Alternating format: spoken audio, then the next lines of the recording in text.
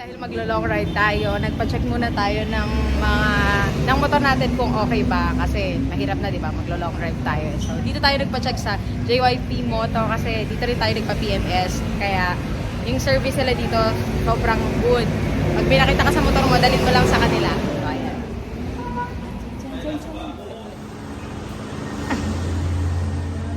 Hello, Dad! Welcome to my guys!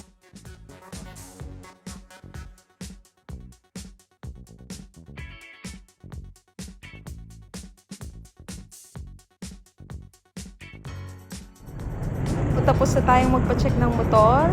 Kaya, let's go to Bataan! So, first time ko talaga na mag-angkas dito sa motor na to. Kasi, una pa lang naman, di ba, ang challenge ko is mabigat na yung motor. So, medyo na-anxious ako sa thought na pag nag-angkas pa ako, bukod sa, syempre, yung buhay ng angkas mo is nakasalalay din sa'yo. Plus, yun nga, yung bigat, baka simpleng, baka masemplang kami. Pero, ang naging isang challenge lang talaga para sa akin is yung pagsakay, yung paalis pa lang, yung aangkas pa lang doon sa motor. So, yun yung feeling ko, parang matutumba kami. Pero, hindi naman. Nung umaandar na, sobrang smooth na nung biyahe. Even sa traffic, kasi, di ba, ayun din yung isang iisipin natin. Paano pag hinto mo, pag traffic? Okay naman as long as hindi malikot yung sakay nyo sa likod. Yung marunong din magmotor para marunong mag-balance. Kaya sa experience ko, okay na okay yung first time kong mag-angkas kasi hindi ako nahirapan. And yun nga, nawala yung anxiety ko sa pag-aangkas. Kaya pwede nang umangkas. Eto, pasok na tayo sa Skyway. Skyway, walang masyadong sasakyan kasi hindi pa naman rush hour and also mukhang uulan, so medyo kinakabahan din kami na sana hindi kami abutan ng ulan. And yung iba na iniisip na mahirap mag-drive sa expressway, actually hindi. Para sa akin, mas madaling mag-drive sa expressway dahil wala kang kasalubong, walang sumisingit-singit na dikitan talaga. So, for me, mas safe siya. Lalo na dito sa Skyway compare sa ibang expressway. Kasi, yung maximum na pwede mong speed is 60 lang. Ewan ko sa kanila kung ba't ang bibilis nila. Ayan sa gilid ko. Pero sa akin, syempre, mabait tayo. Mabait na tayo. Susunod tayo sa maximum na 60. Ayan, pero yung maximum na sinasabi kong 60 is hanggang Buendia lang. Once na makalampas ka na ng Buendia, ang alam ko, pwede na siya sa 80 to 100 yung speed mo sa Skyway. So, yun lang yung sa bagong gawang Skyway. Doon lang nag-a-apply yung 60 na maximum. So, yung main concern ng iba is mahal ang Skyway. Yes, medyo mahal siya compare sa kunyari. Pupunta ka nga lang ng Bulacan to Valenzuela, di ba? Nasa 60 plus lang yung toll mo. Pero dito, since sobrang laki nga nung hassle na mawawala sa'yo at maayos na daan, tingin ko sulit siya kung hindi naman palagi. Pero kung pumapasok kayo araw-araw, sobrang laking aray. Pero sa mga kagaya namin na minsan lang pumunta ng north, laking tipid and laking ginhawa. At sa mga nagtatanong po at magtatanong, yes po, parehas lang po ang fee ng motor at sasakyan sa mga expressway. And since wala pa kaming napapakabit na Easy Trip na RFID, inisip namin na dumaan na rin dito sa may Balintawak NLEX para magpakabit ng Easy Trip since sabi nila sobrang bilis lang daw dito. So, titignan natin kung mabilis lang talaga na magpakabit. Kaya, let's go!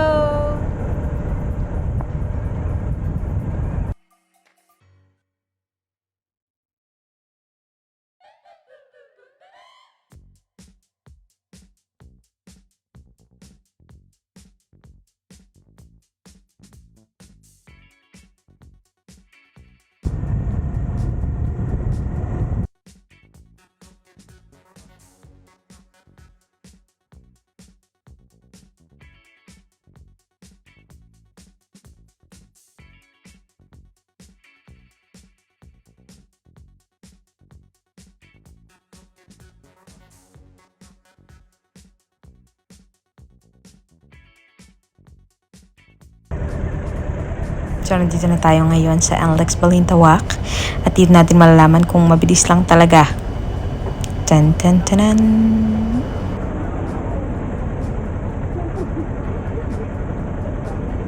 Tayo lang, easy trip. Ang chismis, after 3 minutes, tapos na. Yay! Sa may kawain exit para kumain. Ayan. Mga 20 minutes lang namin biyahe pero yung Pasay from to may kawayan. Makakain muna kami. Bye-bye!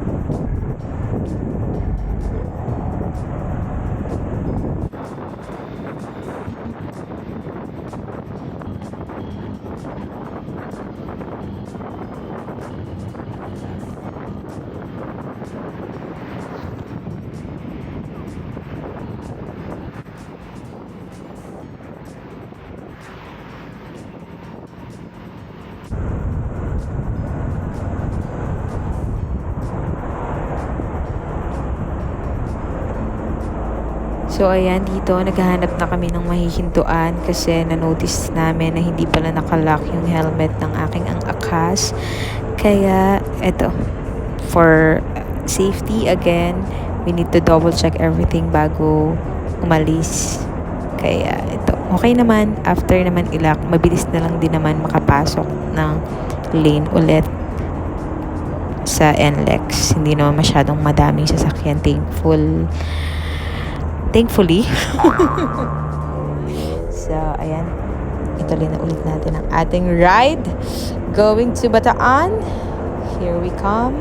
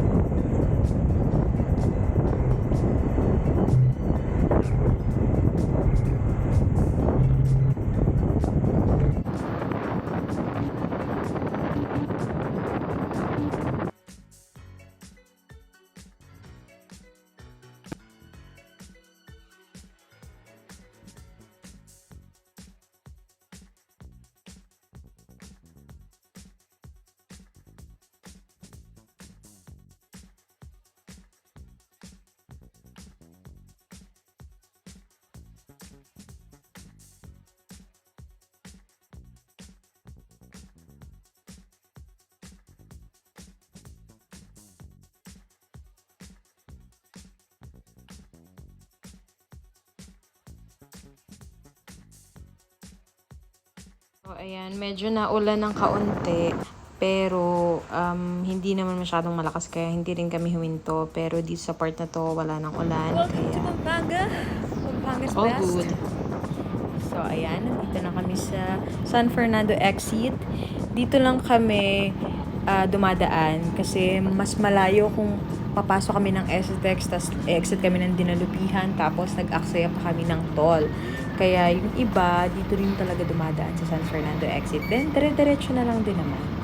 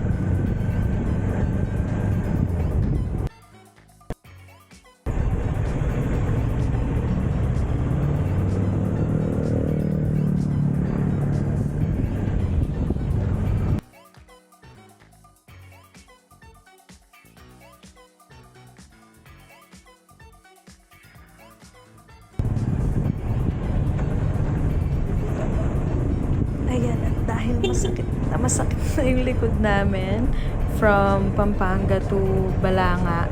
Nag-decide kami na mag-coffee muna and i-meet yung isa naming friend dito sa Starbucks Balanga. So, from pag-exit namin ng San Fernando, mga nasa 40 to 1 hour yung din-drive namin going here sa Balanga. Since wala masyadong traffic and wala masyadong hassle sa daan. Kaya, ayan. Hello! So ngayon, stop over kami dahil walang Starbucks sa Manila. Ang kaisa-isang Starbucks sa Bataan. Ayan, nandito kami sa Starbucks Balanga. Stop over muna kasi lupat na ako tsaka sakit ng puwet ko. So, ayun lang. Bye-bye! Dahil iyan, sobrang haba ng chika, ginabi na kami, pero sobrang ganda pa rin ng scenery dito sa Bataan. At kasama na rin namin bumiyahe yung friend namin para makapag-ride tomorrow. Dahil pupunta kami sa Batanes at marami pa siyang sinasabing pwedeng ridean pero tignan natin kung ano yung maganda. And we'll see kung saan man tayo mapupunta. So, let's get it on! So, see you tomorrow for Bataan Escapade Part 2!